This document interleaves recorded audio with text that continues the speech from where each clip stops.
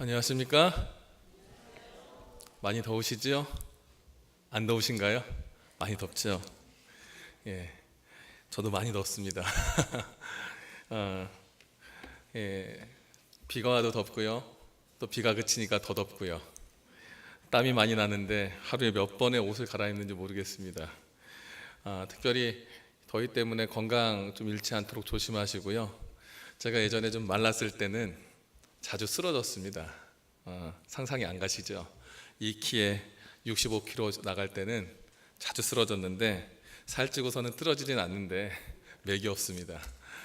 체력 관리 잘 하셔서 요즘 수혜는 저희가 크게 없었지만 건강 때문에 어려움 없도록 잘 보내시기 바랍니다. 이번 주는 담임 목사님께서 휴가 기간을 갔습니다.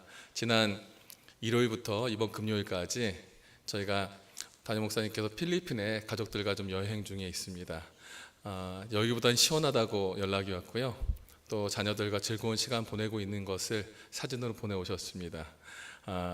많이 기도해 주시고, 또 목사님께서 작년에도 휴가 없이 계속 교회를 돌보시느라 가족들과의 시간이 없었는데 또 안전하고 행복한 시간 낼 수 있도록 기도해 주시면 감사하겠습니다. 저는 오늘 저녁부터 시작해서 다음 금요일, 이번 돌아오는 금요일 시작부터 다음 8월 마지막 금요일까지 6번의 시간을 통해서 고린도 후서에 있는 말씀을 통해 성숙한 그리스도인이란 제목으로 말씀을 좀 드리겠습니다. 아마 전체 설교의 그 흐름은 이렇게 좀 잡았습니다. 오늘부터 시작해서 25일까지, 8월 25일까지 오늘만 화요일이고 나머지는 다 금요일 시간입니다. 이 시간을 통해서 고린도후서에 나타난 그리스도인의 삶에 대해서 좀 살펴보겠습니다. 실은 고린도전서에 있는 말씀을 좀 준비했었는데요. 고린도전서의 말씀이 분쟁과 이제 문제들로 너무 많이 조합이 돼 있어서 우리 교회의 모습에는 그거보다 그 후에 이제 서로 돕고 나누는 고린도후서의 모습이 좀 나을 것 같아서 말씀을 좀 수정해서 말씀을 준비했습니다. 오늘 저는 첫 시간으로 고린도후서 1장 1절로 2장 8절에 있는 말씀을 본문으로 해서 서로를 바라보는 시각에 대해서 좀 살펴보려고 합니다. 화면을 보시고요. 제가 몇 개의 말씀을 발췌했습니다. 함께 우리 읽도록 하겠습니다. 한 화면 보면서 함께 읽도록 하겠습니다. 우리가 시작. 우리가 환난 당하는 것도 너희가 위로와 구원을 받게 하는 것이요, 우리가 위로를 받는 것도 너희가 위로를 받게 하려는 것이니 이 위로가 너희 속에 역사하여 우리가 받는 것 같은 고난을 너희도 견디게 하느니라. 우리가 세상에서 특별히 너희에 대하여 하나님의 거룩함과 진실함으로 행하되 육체의 지혜로 하지 아니하고 하나님의 은혜로 행함은 우리 양심이 증언하는 바니 이것이 우리의 자랑이라. 우리를 너희와 함께 그리스도 안에서 굳건하게 하시고 우리에게 기름을 부으신 이는 하나님이시니 그가 또한 우리에게 인치시고 보증으로 우리 마음에 성령을 주셨느니라. 내가 내 마음에 큰 눌림과 걱정이 있어 많은 눈물로 너희에게 썼노니 이는 너희로 근심하게 하려 하는 것이 아니요 오직 내가 너희를 향하여 넘치는 사랑이 있음을 너희로 알게 하려 함이라. 아멘. 고린도 후서의 내용은 대략적으로 사도 바울의 변호에 대한 이야기와 마게도니아 교회에서의 도움과 또 예루살렘 교회를 돕기 위한 헌금을 좀 호소하는 내용이 주를 이루고 있습니다. 실제 바울의 3차 여행을 지도를 보시면 글씨가 좀 작지요. 여기 보시면 바울이 이 예루살렘에서 안디옥에서부터 시작해서 쭉 여기 갈라디아 지방이에요. 1차 전도 여행을 했던 갈라디아 지방. 2차 전도 여행은 고린도에서 에베소를 통해서 와서 에베소에서 유합니다. 여기서 2년을 유하는데 2년 동안 두란노서원에서 말씀을 가르치고 강론하면서 에베소 교회에서 신앙 영적인 기반을 마련합니다. 에베소 교회는 이 터키 지역, 이 소아시아 지역의 7교회의 핵심 교회가 됩니다. 이 에베소 교회에서 2년을 유하면서 2년의 후반부에 이 에게해를 건너서 있는 고린도 지역에 편지를 씁니다. 그것이 고린도 전서라는 책이에요. 근데 고린도에 왜 편지를 쓰냐면 고린도 교회에 싸움이 났어요. 교회 안에 사람들이 말씀을 가르칠 때 누구는 누구파, 누구는 게바파, 여기 누구는 바울파, 누구는 아볼로파. 쉽게 말하면 우리 교회가 싸움이 나는데 어떻게 해요? 누구는 강순기 목사님파, 누구는 차연아 목사님파, 누구는 정 목사님파 이렇게 나눠진 거예요. 말이 안 되죠. 그래서 그런 내용들. 그러다가 교인들의 또 분쟁이 있었고 또 그 당시에 먹는 문제가 있었어요. 시장에서 파는 것이 우상에게 제사 드렸던 음식이 팔리는 과정 속에 그거 먹는 게 당연하냐. 여러 사회적인 문제와 교회 문제가 복잡하게 얽혀 있다가 그 문제들에 대한 해결을 여기에서 씁니다. 에베소에서 쓰고 이제 편지를 보낸 다음에 이제 2, 3주 있다가 바울이 어디로 이동하냐면 에베소에서 드로아를 거쳐서 요 지역, 여기 빌립보부터 있는 요 지역, 베레아, 데살로니가 지역, 여기가 이제 마케도니아 지역이에요. 여기에 있을 때에 이제 고린도 교회에 보냈던 편지에 대한 소식을 듣습니다. 그래서 실은 여기 드로아에서 그 소식을 듣고 배를 타고서 네아폴리로 넘어가서 이 빌립보와 데살로니가 베레아가 있는 마케도니아에 유하면서 3, 4주 후에 그 얘기를 듣고 디도를 통해서 얘기 들으면서 정말 교회가 잘 정돈됐구나. 그렇게 문제가 많았지만 잘 협력하고 화합했던 얘기를 듣고 되게 마음을 흡족하게 여겨요. 그러면서 실은 바울이 여기서 바로 어디로 가려고 했냐면 그렇게 교회가 분쟁이 났다는 얘기를 듣고 바로 에베소에서 드로아에서 이렇게 가려고 하다가 실은 고린도까지 가지 않아요. 이쪽에서 주로 유하다가 잠깐 나중에 갔다 오는 정도만 하고 실제 가지 않게 되면서 고린도 교회에 가지 않은 이유에 대한 설명이 1장에 나옵니다. 그리고 그 이유가 2장까지 좀 이어집니다. 오늘 그 부분이 제가 드리는 설교 말씀의 본문이에요. 그러면서 실은 바울이 3차 전도 여행을 하면서 나중엔 고린도까지 갔다가 다시 되돌아와서 밀레도 해변에서 다시 에베소 장로들을 만나고 돌아와서 나중엔 다시 어떻게 해요? 예루살렘에서 압송돼서 로마로까지 가서 그의 생애가 마감하는 로마로의 유배까지 시작합니다. 그래서 실은 고린도 후서를 이렇게 보다 보면 고린도 전서의 내용을 이해하면 좀 더 쉽지만 잘 모르셔도 어렵지는 않습니다. 고린도 전서와 고린도 후서를 기록한 사이의 시간은 한 3, 4주 정도 됐을 거라고 추정을 합니다. 그러니까 비슷한 시기에 편지 하나 보내고 문제가 있었던 교회에 편지 보내고 그 편지에 대한 소식을 듣고 그 소식을 들은 다음에 흡족한 마음, 잘 해결됐구나. 그 마음을 담아서 이제 교회 더 잘 됐으면 좋겠다라고 하는 내용을 썼어요. 그런데 그 내용에 대한 이제 정리가 이렇게 됩니다. 고린도전서는 주로 교회 내 여러 가지 문제와 그리스도인의 내세관에 대한 확실한 기준들을 설명하고요. 고린도후서는 바울의 이제 사도성에 대한 여러 가지 소문들이 있었습니다. 실은 바울이 12사도는 아니었잖아요. 그렇죠? 그러니까 12 플러스 1이었어요. 어떻게 네가 사도냐? 그 부분에 대한 자신의 사도성에 대한 이야기도 하고요. 그리고 교인들이 변화는 했지만 완전히 변화하지 못해서 세속과 거룩 사이에 복음 안에서 세워져 가는 믿음 안에서 가는 그 사람들의 모습을 설명한 책이 고린도후서입니다. 실은 고린도라는 지역은 바울에게 특별한 의미가 있어요. 여러분들 목회하면서 목회자가 어느 교회를 제일 많이 기억하는지 아십니까?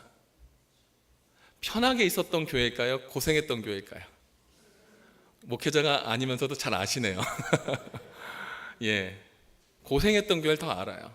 그러니까 바울이 빌립보에서 감옥까지 가고 그랬지만 실은 고린도에서 있을 때는요 다른 지역에 목회할 때와 좀 달라요. 데살로니가에서는 돌 맞아 죽을 것 같아도 도망쳐 밤에 야반 도주해서 베리아로 내려오고 여러 에피소드가 있지만 고린도에서는 그런 내용은 없지만 실은 그가 1년 반 유하는 동안 고린도에서 개척교회를 하면서 바울은 말씀만 전하지 않았어요. 실은 빌립보나 데살로니가나 베리아나 이런 지역에서 있을 때 바울은 말씀만 가르쳤어요. 그런데 고린도는 상업도시이고 돈에 대한 이권이 상당히 교인들이 예민했기 때문에 그가 자신이 할 수 있는 일, 뭐죠? 바울의 부업이 피장이 천막 짓는 일을 했어요. 그 일을 하면서 자급 사역을 했어요. 그러니까 낮엔 돈 벌고 밤엔 뭐 했어요? 말씀 가르치고 그 사역을 하면서 성도들과 같이 뒤엉켜서 보냈던 교회예요. 그러니까 교인들 수준에서도 당신만 말씀 가르치고 가르치는 그 모습만 하면 우리가 공감대 형성이 안 되니까 바울이 똑같은 삶을 살았어요. 그러면서도 더 나은 삶과 말씀에 집중된 삶을 살면서 그들에게 삶으로 신앙을 가르쳤던 곳이 어디예요? 고린도입니다. 그러니까 그런 고린도에서 바울이 살다가 이제 다시 예루살렘으로 왔다가 다시 어떻게 했어요? 3차 전도 여행을 하는 중에 2년이 지난 뒤에 편지를 쓰고 다시 한 달 정도 지난 다음에 이제 쓴 책이 고린도 후서입니다. 그런데 1장과 2장의 내용들을 보다 보면 여기에 하나의 중요한 이야기가 있습니다. 바로 그건 소문이에요. 소문. 나쁜 소문은 날아가고 좋은 소문은 기어간다고 합니다. 짧은 순간 바울에게 들렸던 교회에 대한 소문, 자신에 대한 소문이 있었습니다. 좋은 이야기일까요? 나쁜 이야기일까요? 어떤 이야기 같아요? 나쁜 이야기들이었어요. 근데 이 나쁜 이야기들이 단순히 나만 욕하면 좋은데 나 때문에 어디도 망가지기 시작해요? 교회도 망가지기 시작할까 봐 그가 걱정했어요. 여러 가지 들려오는 이야기들에 대한 내용들을 통해서 바울은 이 고린도후서 1장 1절과 2절을 통해서 본인이 편지를 쓰는 그 내용에 대해서 설명을 합니다. 그래서 고린도후서 1장 1절과 2절을 보면은 그 교회가 어느 교회냐면 고린도 교회와 또 어디에 있는 아가야에 있는 모든 성도에게라고 표현을 씁니다. 자, 고린도는 어디고 아가야는 어디냐면요. 실은 지도를 가만히 보시면 이렇게 되어 있습니다. 자, 여기가 에베소입니다. 바울이 어디서 있었냐면 마케도니아에서 고린도후서를 썼다고 했죠. 여기서 조금 내려가면 뭐가 있어요? 그리스와 아가야가 있죠. 그러니까 여기 아가야 성도라고 하는 건 그리스 반도 이 반도에 있었던 여기에 있었던 사람들을 이야기하고요. 그리고 고린도 교회는 여기 있습니다. 그러니까 고린도 교회와 아가야에 있는 성도라는 건 무슨 뜻이에요? 여기에 같이 있는 모든 교회와 성도들을 위해서 썼습니다. 고린도 후서 때도 불구하고 왜 이렇게 썼을까요? 그러니까 고린도 교회와 고린도 성도라고 하는데 왜 이렇게 썼을까 좀 고민을 했어요. 물론 뭐 이 동네를 아가야라고 하기 때문에 썼겠다라고 얘기할 수도 있겠지만 고민을 해봤어요. 그리고 바울이 실제로 여기까지 오기까지 몇 가지 일이 있었어요. 원래 바울의 계획은 에베소에서 이 드로아를 거쳐서 바로 어디로 오는 거였어요? 고린도로 오는 거였는데 여기로 오는 사이에 아시아에서 일이 있었어요. 이 소아시아 지역에서 일이 있었어요. 어떤 한 가지 일이 딱 있어서 그가 여기까지 오는데 늦었다는 거예요. 그래서 그 일을 가만히 보니까 아시아에서 여기까지 오게 하는 그 시간을 잡아먹어서 결국에 바울은 결과적으로 요 지역에 오래 있었고 여기서 고린도에 대한 편지 쓰고 나중에 고린도 지역을 갔다 옵니다. 그런데 그렇게 했던 원인이 에베소라고 하는 지역에 동네에서 있게 돼요. 근데 거기에서 있었던 일이 무엇이냐면 1장 6절에 있는 이야기 속에 뭐냐면 환난 당하는 것, 어려움 당하는 것이었어요. 에베소에서 당한 몇 가지 환난과 어려움들이 자신을 힘들게 했다는 거예요. 근데 바울이 에베소에서 했던 것은 도란노 서원에서 말씀 가르친 게 다였어요. 그러면서 사람들이 바울 반대편에 있는 사람들이 바울을 공격하기 시작합니다. 전도자에 대한 나쁜 말들과 오해들로 불신하게 만들어요. 혹시 여러분들 사도행전이나 바울의 일대기를 볼 때 이 에베소에서 있었던 특별한 바울의 사건이 있습니다. 뭔지 아십니까? 사도행전 19장에 보면 그 이야기가 나와요. 바울이 마케도니아와 아가야를 거쳐 예루살렘으로 가기로 작정하되 그리고 이제 디모데와 에라스도 두 사람을 마케도니아로 먼저 보내고 자기는 아시아에 얼마 동안 더 있었다. 자, 이 그림에서 어디예요? 여기에 더 있었다는 거예요. 여기 더 있을 때 무슨 일이 있었냐면 그 일의 시발점이 됐던 사건이 요겁니다. 얘가 무엇냐면 고린도에서는 아프로디테라고 하는 여신, 이 에베소에서는 아뎀이라고 하는 여신입니다. 물론 이 여신을 우리가 잘 아는 그리스 신화에서는 무엇으로 표현해요?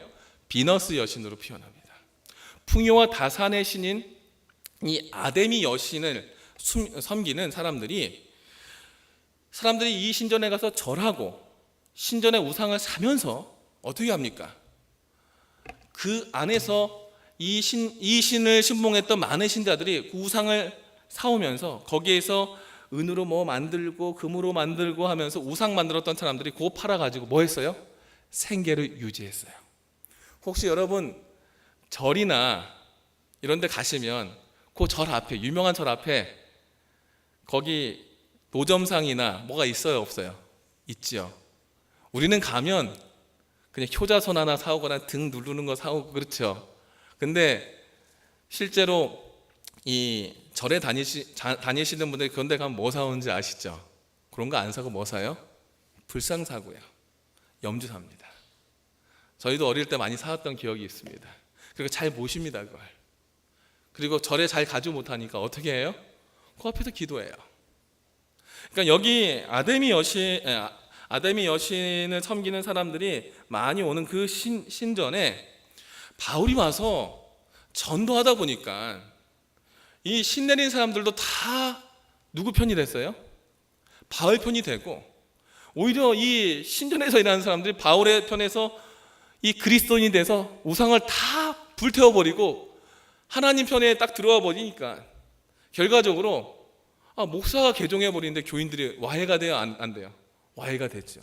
사람이 줄기 시작하니까 여기에서 파는 우상이 필요가 있어요, 없어요? 없어요. 그러다 보니까 실제로 종교적인 문제가 아니라 거기에서 사람들이 적지 않은 소동을 일으킵니다. 어떤 사람들? 어떤 은장색 사람들. 그 더메드리오라고 하는 한 사람이 문제 제기를 해요. 바울이라는 사람이 오기 전에 우리 벌이가 괜찮았어. 하루에 100만 원을 벌었는데 저 사람이 오고 나서 10만 원은 고사하고 10,000원 벌기도 힘들다고. 사람들이 우상을 사가지 않네? 다 교회 간다고 하고 아무것도 안 사가는 거예요. 그러니까 이 사람들이 돈 많이 벌다가 못 벌기 시작하니까 화가 나서 선동을 합니다. 한둘 모이기 시작하니까 그 사람들이 바울을 잡아 죽이려고 찾습니다. 이렇게 아데미 여신의 신전과 우상을 만들었던 사람들이 그들의 벌이를 1차, 이 사람들은 여러 사람을 선동해서 그 직공들에게 이렇게 얘기합니다. 우리의 풍족한 생활이 충분히 누릴 만큼 가능했는데 바울 때문에, 에베소에 생긴 저 교회 때문에 우리뿐 아니라 이 아시아에 있는 모든 사람들 말라 죽겠다. 이 사람 여기서 빨리 잡아서 죽여버리고 이 교회를 싹 말살하면 우리는 에베소에는 우리는 손해봤지만 여러 군데, 아시아에 있는 여러 군데는 잘 살 거야. 사람들이 설득되기 시작합니다. 그리고 바울이 아시아에 잠깐 유하면서 교회를 돌볼 때 이 이야기를 듣게 됩니다. 그리고 사람들이 뭐라 그래요? 우리의 이 영업이 천하해질 위험이 있을 뿐 아니라 아데미 신전도 무시당하고 그의 위험도 떨어질까 하더라. 실은 여기에서 이 사람들의 비중은 아데미 여신의 신전에 있었어요? 자신들의 이권에 있었어요? 자신들의 이권에 있었어요. 그러면서 결국에 이 이권 때문에 바울을 잡으려고 했는데 바울이 있어요, 없어요? 없는 거예요. 에베소에 이미 떠났어요.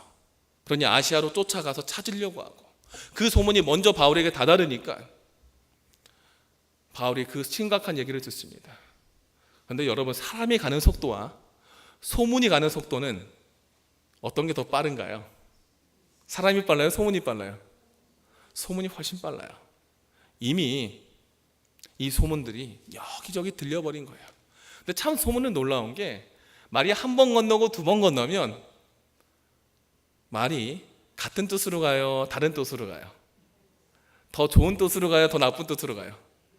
그렇죠. 그러니까 결국 교회에 들렸던, 고린도까지 갈 때에 바울에게 들렸던 이야기는 자기가 사이비 교주가 되어 있는 거예요. 희한한 얘기가 돼버린 거예요. 게다가 교회는 지도자가 없고 또 성도들만 남아서 근근히 유지하는 가운데 경제적인 어려움도 있었습니다. 여러 가지 오해들이 있었습니다. 그러니까 교회는 예수의 십자가를 믿고 살아가는 그 삶만 해도 그 삶 자체만으로도 세상 속에서 살기에 힘들었어요. 성도들이 손가락질 받고 눈치 보고 다 일요일날 쉬는데 이 사람들은 언제 예배 드렸어요? 안식일날 예배 드리고 쉬었어요. 그들의 삶의 형태와 가치관도 달랐고 그들의 삶 자체가 고난이었는데도 불구하고 더 많은 외부의 소문들로 인해서 성도로 살아가는 게 점점 어려워졌어요. 근데 그 이유가 누구 때문에? 성도 때문에? 아니, 목사님 때문에. 목사님이 사이비였대. 이런 얘기들이 막 들려오는 거예요. 그 가정에 그런 성도들의 삶, 그런 그 고난을 바울은 고린도후서 1장을 통해서 고난이 아니라 하나님께서 주신 무엇다? 축복과 위로의 한 방편이다라고 이야기합니다. 이 소문이 어디까지 갔습니까? 에베소에서 시작해서 아시아를 거쳐 마케도니아, 그리스, 고린도까지 갔습니다. 아니면 에베소에서 바로 바다 건너서 어디까지? 고린도까지 갔을지 모릅니다. 사람과 사람을 타면서 여러 가지 어려움이 있었습니다. 그 과정 속에 고린도 성도들은 어땠을까요? 여러 가지 오해와 어려움이 있을 법했지만 그들은 그 이야기들에 흔들렸어요? 흔들리지 않았어요? 흔들리지 않았어요. 그리고 그들은 디도를 통해서 자신들의 흔들리지 않은 이야기를 누구에게 들려줍니까? 바울에게 들려줍니다. 그리고 바울은 그 디도를 통해서 자신이 진짜 사도임을 뭐합니까? 사람들에게 전달합니다. 그리고 그들의 고린도 교인들이 분쟁하고 문제가 있었던 교인들이었지만 놀랍게 변한 소식들이 바울에게 들려졌었고 그 기쁨과 그 즐거운 마음을 가지고 마케도니아에서 쓴 편지가 바로 뭐예요? 고린도후서입니다. 그러면서 바울은 자신이 걱정했던 고난, 주변 사람들에 의해서 만들어진 소문과 내가 말씀을 전하는 것 때문에 왔던 교회의 어려움들이 오히려 믿음 약한 형제들을 더 약하게 만들 수 있을 것 같은 두려움과 불안한 마음 속에 그가 교회를 바라봤지만 그 모든 것이 나의 생각이었지 하나님의 계획은 아니었음을 이야기합니다. 그러면서 바울은 고난을 통해서 주시는 하나님의 뜻이 이렇게 있다라고 얘기해요. 1장 9절에 그 고난 속에 그 어려움 속에 우리가 바라봐야 할 것은 우리가 의지해야 하는 것이 소문도 아니고 성도들 자신도 아니라 누구라? 오직 나의 하나님, 오직 나의 예수님만 내가 의지할 대상임을 이야기합니다. 내 삶이 지칠 때 아무도 나를 인정해 주지 않고 나의 정당성을 믿어주지 않을 때 그때 주님께서는 주변의 이야기에 너무 민감해하지 말라고 합니다. 그 어려움들이 나를 세우기 위한 하나님의 뜻이기에 하나님께 의지하면 주님이 그 어려운 그 나의 발걸음을 이제는 당신이 나를 업어 당신 등에 업힌 당신의 발자국으로 내 인생 이끌어갈 테니 하나님께 의지하고 주님께서 주신 그 믿음의 길을 함께 가자고 이야기합니다. 또한 그 고난은 우리에게 기도하도록 만든다는 것입니다. 사람의 마음을 어떻게 바꿀 수 있겠습니까? 간구함을 통해서 감사한 마음을 갖게 하고, 간구함을 통해서 내가 할 수 없는 일을 가능케 하는 힘으로 뭐 하라고요? 함께 도우라고요. 어려움이 있을 때, 여러 가지 오해가 있을 때,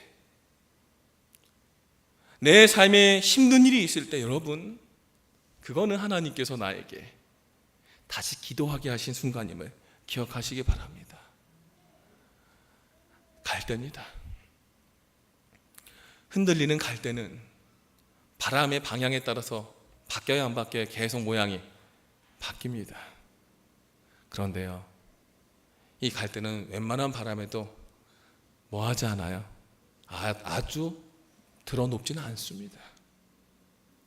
흔들림이 있지만, 흔들려서 왔다 갔다는 하지만 그 근본은 그 자리에 그대로 박혀 있습니다. 바울이 그래서 고난과 어려움과 소문 속에 어려울 때에 여러분들의 삶 속에 거룩함과 진실함 있는 것만 봐도, 그렇게 살아가는 모습 들은 것만 봐도, 소문이 어떻게 됐건 거룩함과 진실한 모습으로 하나님 앞에 은혜로 행하는 삶으로 살았던 그 하나만 봐도 그것이 누구 자랑이다? 나의 자랑이고 여러분의 자랑이고 우리 모두의 자랑이다. 여러 소문이 오해 속에서 만들어져서 들려왔지만, 여러분도 나를 걱정했고 나도 교회를 걱정했지만 그 모든 거 걱정할 게 아니었네. 그 소문과 오해가 더 많이 기도하게 만들었고, 소문과 오해가 서로를 바라보기보다 하나님께 의지하게 만들었고, 그 소문과 오해가 우리가 하나님의 말씀 앞에 서서 거룩하고 진실하게 우리가 서로 하나님의 영으로 하나님의 은혜로 행할 수 있게 만들 수 있는 하나의 전환점이 됐음을 이야기합니다. 우리의 삶에 영적인 시험이 있을 때, 영적인 흔들림이 있을 때, 잘 풀리다가 뭔가 안 풀려갈 때 낙심하지 마십시오. 내가 오늘도 어제도 그리고 내일도 말씀 위에 그대로 서 있을 수 있고 서 있었다면, 보여지는 모습과 그 삶의 모습은 달라도 주님이 아시고 주님이 다시 세우시고 주님이 이끌 것임을 바울은 우리에게 이야기하고 있습니다. 그것이 바로 우리의 자랑임을 오늘 바로 우리에게 권면합니다. 그러면서 오늘 본문의 말씀에 우리에게 가르치는, 재림 성도에게 가르치는 가치 있는 중요한 하나를 이야기합니다. 바로 그것은 13절과 14절에 나타나는 겁니다. 그런 흔들림과 주변의 소리와 소문과 오해와 여러 가지 나쁜 이야기들 속에서 서로에게 서로를 이해할 수 있는 말을 할 수 있는 그 사람이 당신임을 내가 알고, 내가 그렇게 할 수 있는 사람임을 서로 안다면 그것만으로도 된다. 지금은 오해가 돼서 다 모르지만 우리가 예수의 재림의 날, 너희가 우리를 부분적으로 알았으나 우리 주 예수의 날에는 너희가 우리의 뭐가 되고 자랑이 되고, 우리가 너희의 뭐가 되고 자랑이 된다. 우리 마음에 있었던 통했던 그거 서로 할 거야. 서로 할 거야. 결국 보여졌던 모습과 사람들이 말하는 여러 가지 이야기보다 그 사람의 삶, 그 사람의 삶이 영적으로 하나님 앞에 반듯하게 서 있다면 그것만으로도 족한 것을 이야기합니다. 우리 안에 우리의 삶이 주님 오실 때 주님이 알 만큼 흔들림 속에서도 우리의 근본은 하나님에게서 어긋나지 않도록 매 순간 기도와 말씀으로 주님 앞에 나아가는 삶이 되기를 간절히 바랍니다. 바울이 그 권면을 통해 이 사람들에게 다시 이야기합니다. 그래서 내가 여러분들에게 편지를 쓰면서 여러분들에게 다시 가서 이야기해 줘야 하는데 못하는 거 죄송합니다. 방문보다 더 중요한 게 있어서 제가 나중에 가겠습니다. 1장 16절과 17절은 그 이야기예요. 여러분들에게 가기를 얘기했는데 내가 가기로 얘기했던 것을 디모데나 디도를 통해서 다 얘기했는데 내가 못 가게 될 것 같아요. 근데 이것이 계획할 때 이렇게 해놓고 내가 마음대로 바꾼 것이 아님을 이야기합니다. 이것이 무슨 말이냐면 실은 여러분 요 지도에 요 장소를 아시나요? 이 미시아라고 하는 데가 무시아라는 데입니다. 자, 사도행전을 보면 무시아라는 동네가 혹시 들어보신 적이 있어요. 바울이 무시아에서 2차 전도 여행을 할 때 뭘 봤냐면 환상을 봐요. 원래 바울의 계획은 여길 다 돌고서 어디로 갈라 했어요? 동쪽으로 해서 동양으로 오려고 했어요. 바울의 계획으로 왔다면 아마 우리가 더 먼저 예수님을 알았을지 몰라요. 그런데 여기서 마케도니아 사람들이 어떻게 해요? 자신을 구해달라는 환상을 성령께서 보여주시고 그는 드로아에서 네아폴리로 가서 드로아에서 여기 바다를 건너서 네아폴리로 갑니다. 근데 드로아에서 네아폴리까지 가는 게 원래 배를 타고 갈 때 이 당시는 이제 돛을 달고 가잖아요. 근데 이 돛을 달고 갈 때 바람이 역풍이에요. 일주일 걸리는 거리인데 2, 3일 만에 가요. 그리고 여기에서 제일 먼저 갔던 곳이 어디예요? 빌립보라는 성이었어요. 그러니까 실은 바울이 이 드로아라는 곳에 있으면서 이 이야기를 쓰고 이 드로아라는 곳에서 뭘 바꿔요? 자신의 2차 전도여행의 환상을 바꾸면서 고린도를 알게 됐고 실은 드로아에서 지금 3차 전도여행 때는 드로아에서 고린도 교회 얘기를 듣고 건너와서 마게도니아에서 다시 기도하면서 고린도후서를 쓰게 된 거예요. 그러니 바울이 이제 여기에서 다시 고민하고 기도하면서 편지를 쓰다가 내가 여기서 당신들을 돌아보려고 했던 게 내 계획이었는데 하나님이 다시 뭘 했다? 또 다른 지혜를 주셔서 돌아가지 않게 했다. 그러면서 여러분들에게 여러분들의 소식을 들으면서 내게 주신 지혜는 여러분들의 삶을 보니 여러분들의 삶이 하나님께서 인치시고 성령을 주셔서 이미 떨어져 있었던 그 기간 동안 하나님의 성령으로 거듭난 모습이 보이니 지금 들리는 그 소문대로 잘 살면 내가 빨리 가서 여러분들을 추스리지 않아도 성령께서 여러분들을 돌보는 그 은혜로 충분히 뭐 할 수 있겠다? 성장할 수 있겠다라고 이야기한 거예요. 목회자가 두고 온 교회를 뭐 하지 않았어요? 돌보지 않았어요. 그런데도 거기에 있는 성도들에게 하나님께서 그 목회자에게 이야기한 건 뭐예요? 네가 돌보지 않아도 누가 돌본다고요? 저 사람들이 돌본다고. 지방에서 목회할 때 그런 경험들이 있습니다. 제게도 두 교회를 같이 돌보게 했었어요. 인준 때 담임을 했지만 이거 인준 목사 때 두 교회를 돌보게 해서 두 예배소 교회를 하나님 개척교회과는 예배소 교회였어요.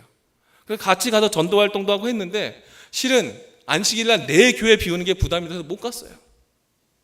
연초 연말만 가서 설교회 드리고 하는 가운데 할머니들만 있는 그 예배소에 정선에 있는 한 예배소에 정말 많이 못 가서 죄송합니다 집사님.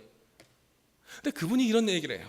목사님 바쁘셔서 못 오시는 거 알아요. 하나님이 도우시겠죠. 그 다음에가 가서도 집사님 죄송해요. 제가 못 돌봐서 죄송합니다. 우리 교회도 힘들어서 제가 사람 모으기도 힘들어서 못 가서 정말 죄송합니다. 하나님께서 도우시겠지요. 근데 그분들의 기도와 저의 미안함을 하나님이 딱 응답하시고 그 옆 동네에 그 보건지소 지소장님 부부를 우리 교인을 보내주셨어요. 그분들이 그 네 분들이 차량 운행을 하고 교회를 돌보면서 교인들이 늘어났던 모습을 보게 됩니다. 내 계획과 내 판단으로 하지 않았는데 하나님께서 조금 기다렸을 때 영적으로 준비된 사람들이 있을 때 성장시키고 도우시는 것들을 보게 됐어요.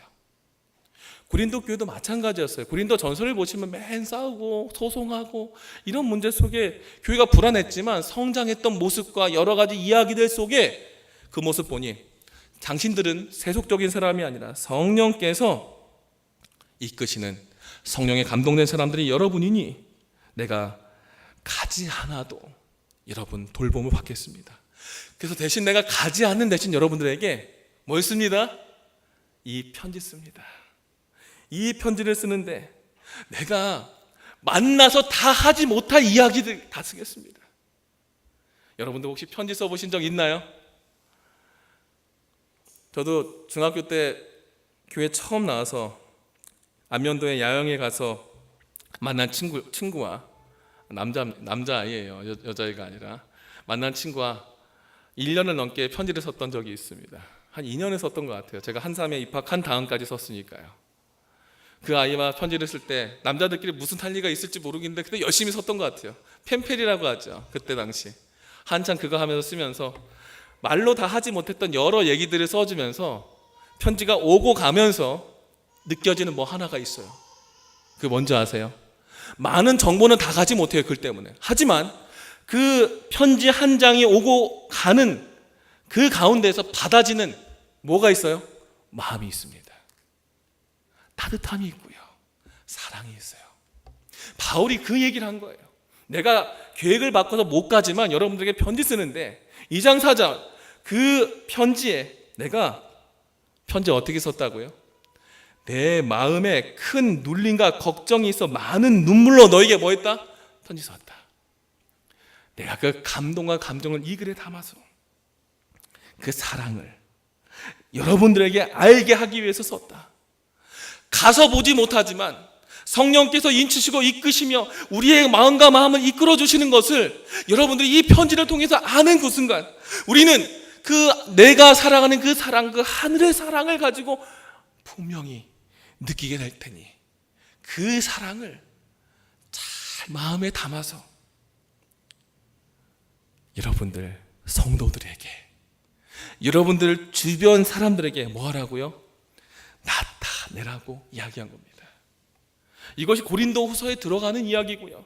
이것이 바울이 우리에게 주변의 사람들에게 들리는 여러 가지 안 좋은 소식 속에 내가 다 반응하지 못하고 다 하지 못하지만 하나님이 해결하시고 우리가 서로를 끝까지 신뢰하고 우리가 끝까지 하나님 말씀을 신뢰하고 그 앞에 서 있을 때 우리가 견고히 서고 그 안에 더욱더 사랑으로 하나가 되고 더욱더 크게 발전할 수 있는 새로운 도약할 수 있는 발판이 됨을 그의 편지의 서두를 통해서 이야기합니다. 사랑하는 성도 여러분, 우리는 늘 갈대와 같은 삶으로 살아갑니다. 누가 이런 말 하면 이렇게 흔들리고요. 누가 이거 좋다면 이렇게 흔들립니다. 남이 나에게 조금만 나쁜 말 하면 귀 쫑긋 세우고 그 이야기 듣고 마음에 상처받습니다. 그렇게 흔들리는 삶이 우리예요. 근데 여러분 돌아가서 보십시오. 그럼에도 우리는 집에 돌아가서 여전히 기도하고 있고 여전히 말씀 보고 있어요. 그리고 다시 후회합니다. 그러지 말걸. 좀 이랬어야 되는데. 내가 졌어야 되는데. 하지만 또 똑같은 상황이 될 때 어떻게 해요? 우리 또 무너집니다. 갈대같이 왔다 갔다 하면서 우리 흔들립니다. 주변에 여러 가지 이야기들, 상황들, 현실들에 흔들리는 삶이 우리입니다. 하지만 그래도 이거는 아니지. 내가 이렇게 살면 안 돼. 그 거룩과 진실된 삶을 세우기 위해서 밑둥이는 아직 붙어있는 삶을 살고 있는 모습이 우리 모습이에요. 오늘 장사하고 밖에서 일하면서도 손님과 싸우고 막 얼굴이 빨개지면서 소리 쳤을지 모르지만 예배드릴 시간 되면 그래도 교회 와서라도 회개해야지 하고 이 성전 찾아서 하나님 죄송합니다. 똑같이 흔들리고 그래도 그 흔들리는 삶을 끝까지 개선하고 하나님께 맡기면서라도 하나님 앞에 영원한 영생을 살기 위해 그 삶 붙잡고 사는 게 우리입니다. 이런 삶 속에 주님이 우리를 끝까지 놓지 않으시는 이유는요, 크게 흔들리는 내 삶 속에 여러분들의 밑둥이 말씀과 기도에 붙어있는 그 작은 소망과 희망이 여러분을 저 하늘까지 예수님의 십자가를 통해서 저 하늘까지 연결하는 것임을 기억하십시오. 흔들림 속에 남이 나를 욕하고 모욕하고 오해하는 여러 가지 이야기 속에 그 이야기에 반응하기보다 우리는 그 상황에서 우리를 품고 있는, 우리를 인치시는 나의 예수님, 나의 성령님, 나의 하나님을 발견하시기 바랍니다. 우리 삶에 신실한 믿음으로 다시 한번 주님 앞에 서는 우리 모든 성도 되기 바라며 말씀을 마치겠습니다.